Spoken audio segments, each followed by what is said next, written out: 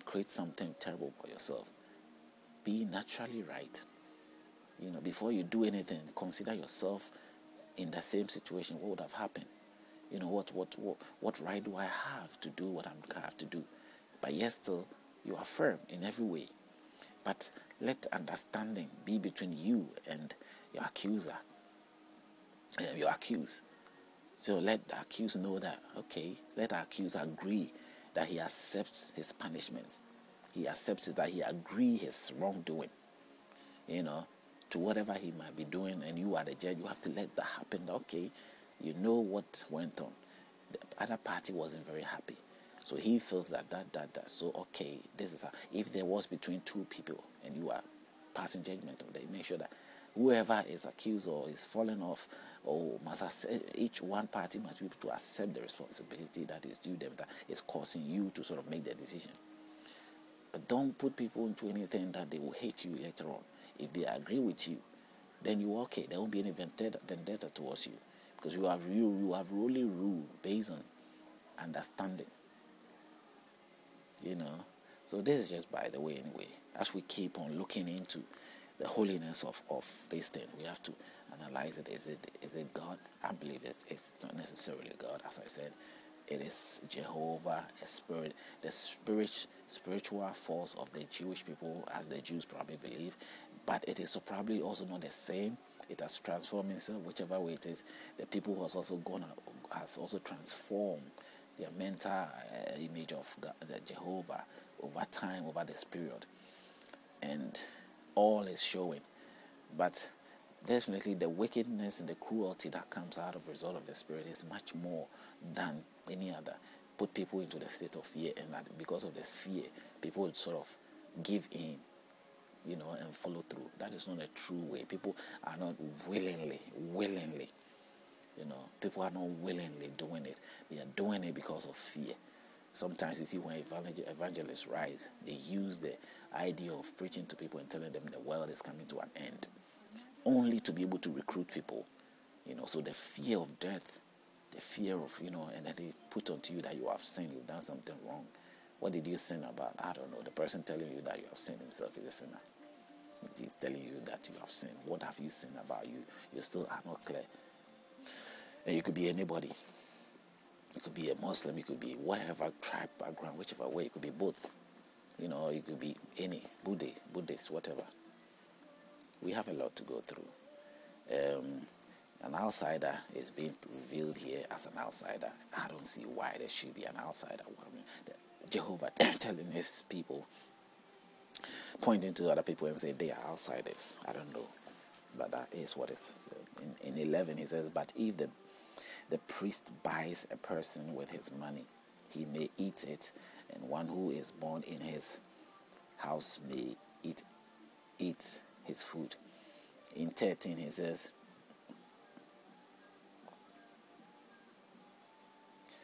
in 12, if the priest's daughter is married to an outsider, she may not eat of the holy offerings.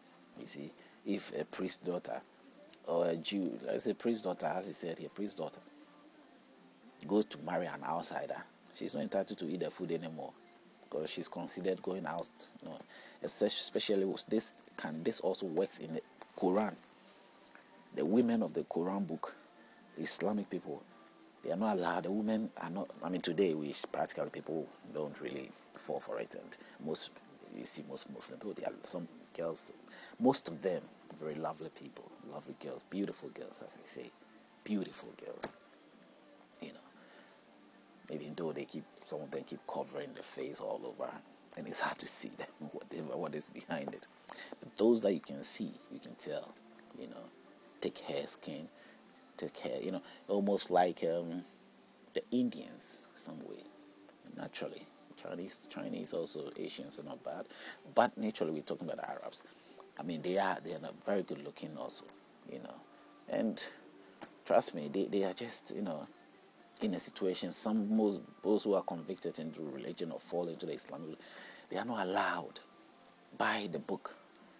You go marry outsider, you are virtually not considered as truly Muslim, true Muslim, because the book has advised.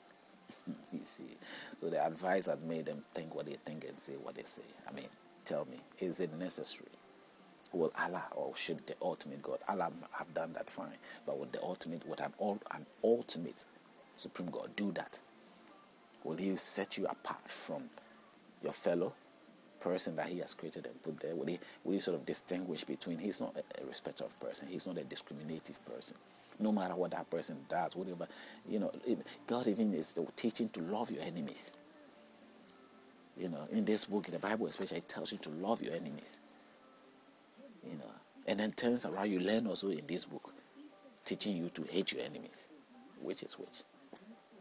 So it's either the people are writing it or God is confused. That is what is presenting as if God is confused.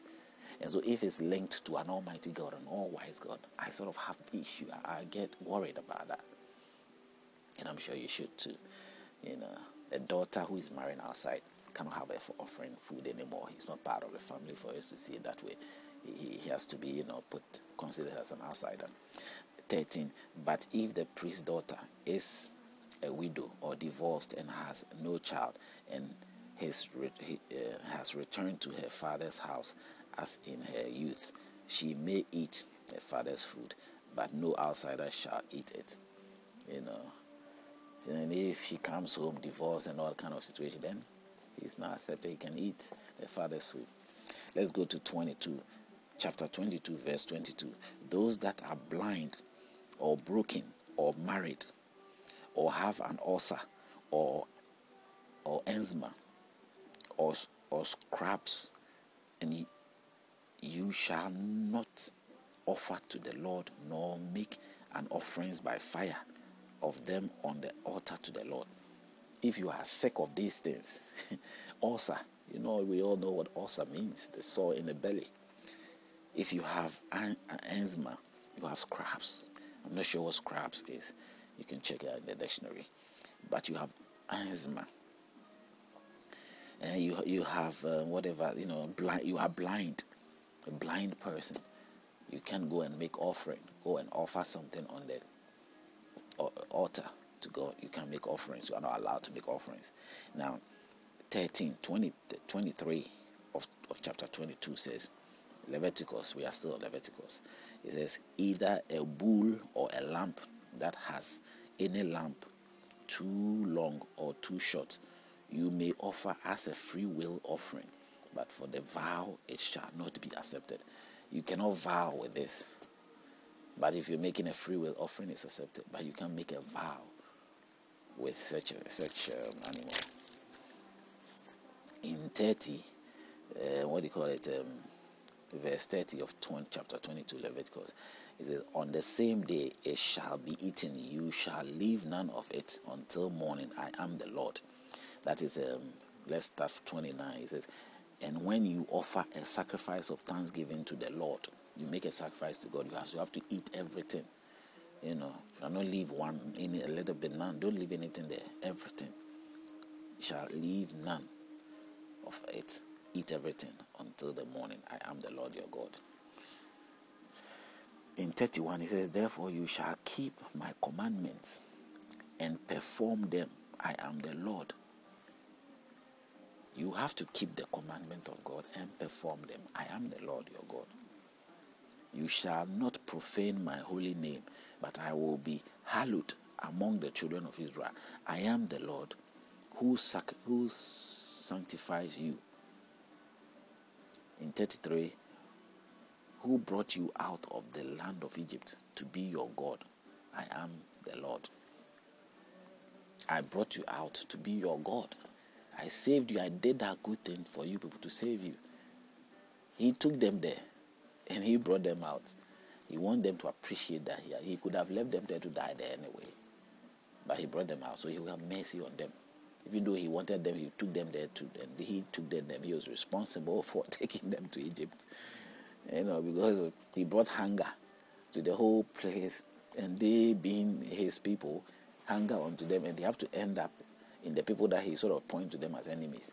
Now, when they end there, they became family. They blend together with the people. But the things he taught them to learn and taught them to become a nation makes them still live under the roof of a stranger and still separate themselves from the strangers.